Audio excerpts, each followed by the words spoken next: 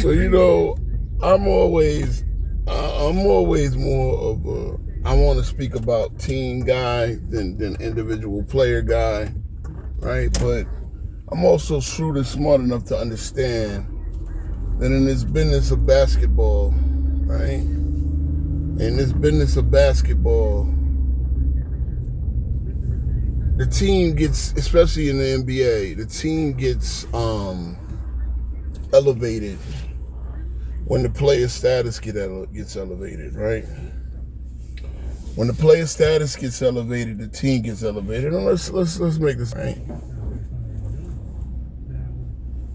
When the team gets elevated, when the player status gets elevated, the team gets elevated.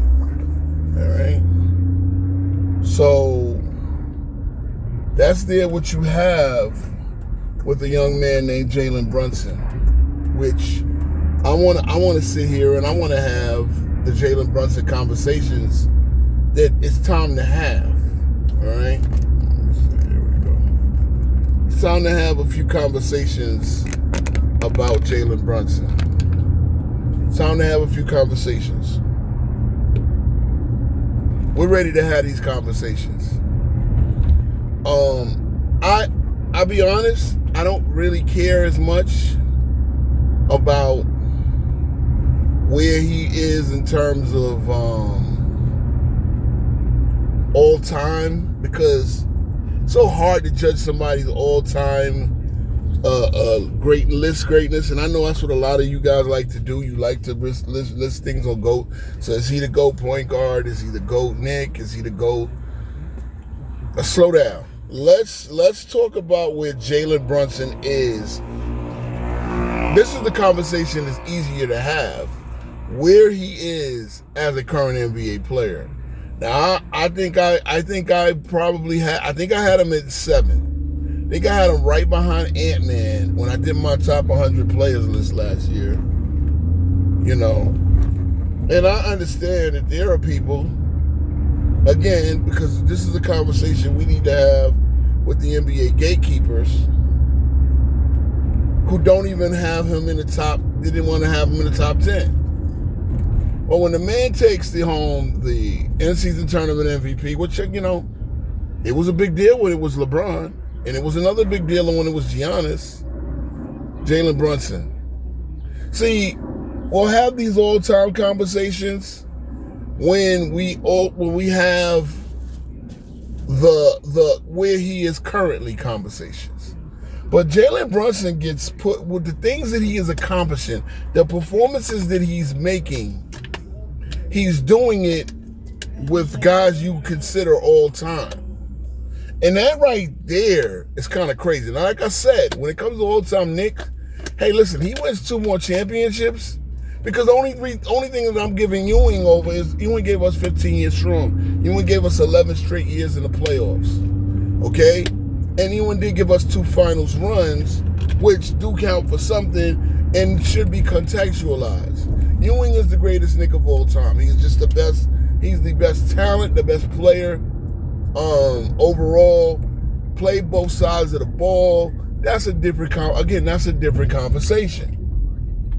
See, for guys that'll tell me, well, Luka's top 5, and then tell me Brunson's not top 10.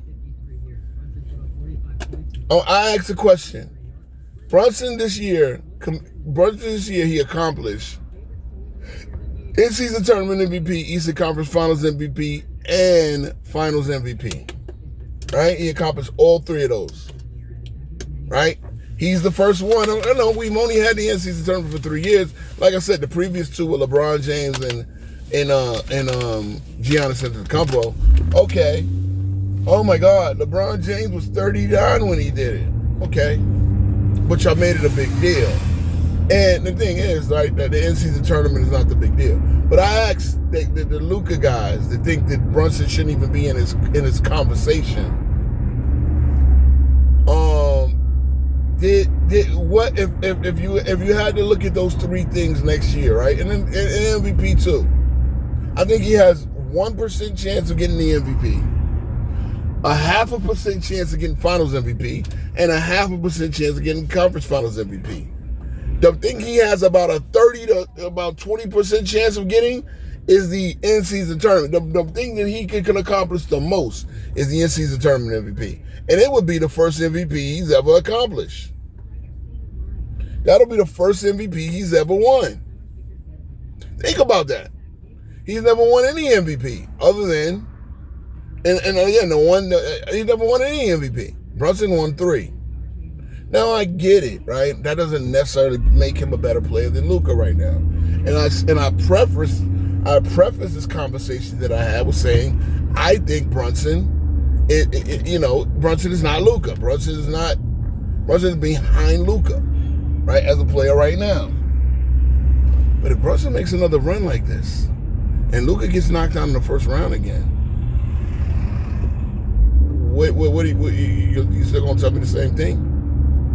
You see, this is the problem with you NBA gatekeepers. You don't look at actual performances. You look at your biases, the name value, and the whole nine. And this is my point.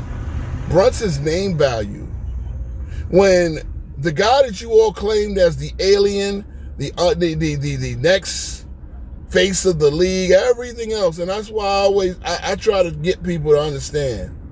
Slow down. I've been looking at this game for so long. I've witnessed so much of it.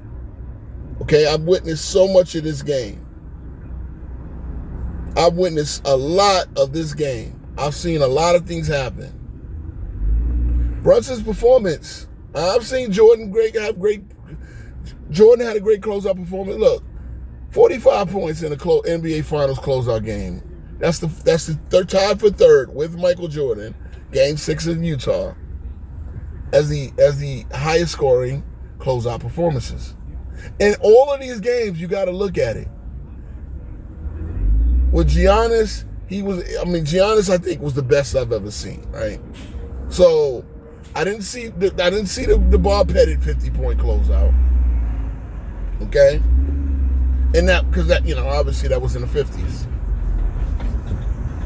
The 3 I did see, I saw Jordan 45. I saw Giannis' 50, and again, he was dominant all around. That's the difference. I think that's the difference, and that's what made it the greatest. In addition to getting 50 points, he was dominant all around. The block, that amazing play. But Brunson and Jordan absolutely carried their team. They absolutely carried their team, and they were not to be denied. And they played against all-time great competition. I'm not gonna say Phoenix wasn't, Phoenix was a good team, very good team, but they weren't all-time great. And you didn't have a single Phoenix Sun that you could put in the Wemby or Karl Malone status, right? But this is what I mean. Wembenyama himself said, I wish I could control the game like Jalen Brunson. And this is the thing. And for all you efficiency Nazis telling me he shot 42% in the finals, okay, who gives a fuck? He scored 32 points a game. Well, he took so many shots. Again, I'm sorry you look at basketball that way. I really am. You really are. Seriously, those efficiency Nazis need to really, get out on the fucking basketball court and tell me how many shots you put up. And if you talk about efficiency, I don't respect you as a basketball mind. And I think you probably didn't play the game. And if you did play, because there are basketball players who use efficiency, because I get it, everybody's being mind bleaching into this efficiency. I hate the word. I really hate the word, because it leads to the shot counter, and it leads to people to look at a box score rather than use their fucking eyes. Okay? Brunson, yes, you're talking about a situation where the entire team was geared to stop him, and they did everything they could, and they played great physical defense. It took Brunson a lot to figure it out, to navigate it, and he did. It's the same thing with Jordan, right? Late in his career, right? When you're not looking at the most of it. Same thing with Kobe. And that's the thing. That's the thing, performance-wise. Brunson continues to be in the class with the fucking elite, the Mount Rushmore. Like, at some point, you cats have to understand. You want to go by what you think and who you favor, but at some point, you just got to go off performance. Brunson's performance is second to very few. And when you tabulate it up, look, Jordan had a myriad of performances. So did Kobe. Even LeBron had. But again, some of the things Brunson done, neither of them have done. Just certain things, right? Like right now, the Knicks leading the Knicks to the highest net rating, to the highest plus or minus in NBA playoff history. It's something that Brunson has done, right? Now again, like I said, I'm not saying that makes him better than Kobe. I'm just saying if you're rubbing shoulders, because that's what he is. Whether you like it or not, he is rubbing shoulders with the all-time greats.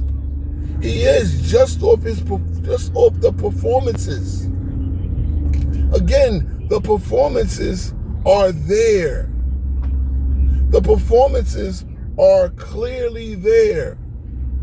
And this is not me being a Knicks homer, because I told y'all, I could care less about these player conversations. I want to, again, like what I just talked about, the Knicks having the highest net rating, I want to talk about the Knicks being one of the greatest teams of all time. Brunson is clearly the head of that team. He's clearly the head of that team. And with him clearly being the head of that team, and again, like I said, it's one finals run, right? He's had 4 years with the Knicks. See, this is why you can't call him the GOAT Knick. It's been 4 years. And he had a team around him.